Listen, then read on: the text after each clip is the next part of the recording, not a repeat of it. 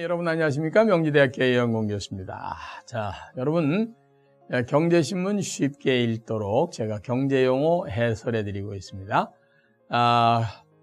제가 어느 섹터에선가 구조조정에 대해서 말씀을 드린 적이 있습니다.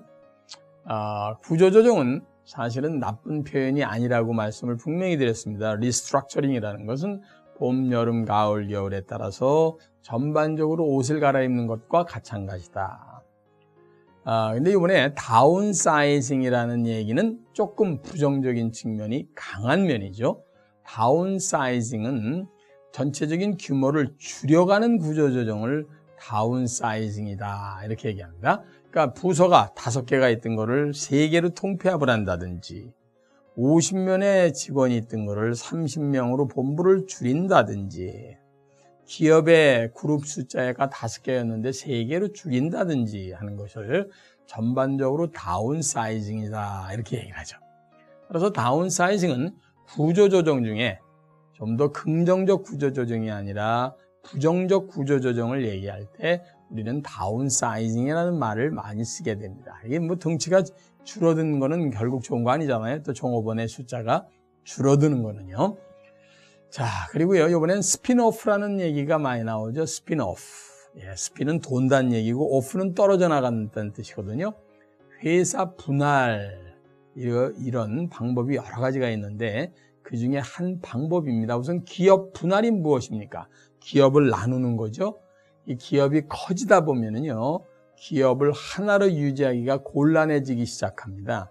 그때는 그거를 분사를 시키죠. 왜냐하면 스팬 오브 컨트롤이라고 해서 한 사람이 관리할 수 있는, 사장이 관리할 수 있는 게 범위가 있거든요. 그렇죠? 따라서 한 회사를 2-3개로 다 나누는 것이 훨씬 더 전투력을 향상해서 매출을 올리고 이익을 극대화시킬 수 있다. 이런 생각을 할 때는 기업 분할에 들어갑니다. 기업을 나누는 것을 기업 분할이라고 그러죠. 그 중에 한 가지 방법이 스핀오프다. 이런 말씀입니다. 분할 회사가 이제 현물 출자 등의 방법을 통해서 자회사를 신설을 하게 되고요. 그러니까 모기업이. 그 다음에 이제 취득한 주식 또는 기존 자회사의 주식을 모회사의 주주에게 나눠주는 것을 얘기합니다. 따라서 스핀오프가 됐더라도 거기에 나가 있는 기업들은 모기업의 종속 관계에 있는 관계, 이거를 스핀오프라고 합니다. 그러니까 완전 기업이 분할이 돼서 완전하게 딴 회사가 되는 게 아닌 모양새죠. 그죠? 스핀오프는 주로 자기네 기업에 있던 사람들을 사장으로 내보내고 그 사람이 나가서 분사시키는, 그리고 그 그룹에 소속이 되는 이런 걸 스핀오프. 그래서 그런 것들이 많이 생기면 그룹 재벌이 되는 거죠. 자, 마지막으로 제가 합작 투자에 대한 얘기를 조금 말씀을 드려야 되겠습니다. 합작 투자라는 말은 소위 말해서 이제 어떤 의미에서 합작 투자라는 얘기가 자주 나오느냐면요. 이건 국내에서 이루어지는 것보다는 해외 투자에서 주로 이루어지고 있는 용어를 얘기합니다. 해외 투자는요, 일반적으로 이 금융 자산에 대한 투자가 있을 수 있죠. 예를 들면 그 회사의 주식을 산다든지 또는 뭐 이게 다른 방법에 의해서 금융 자산을 취득하는 방법이 하나 있을 거고요.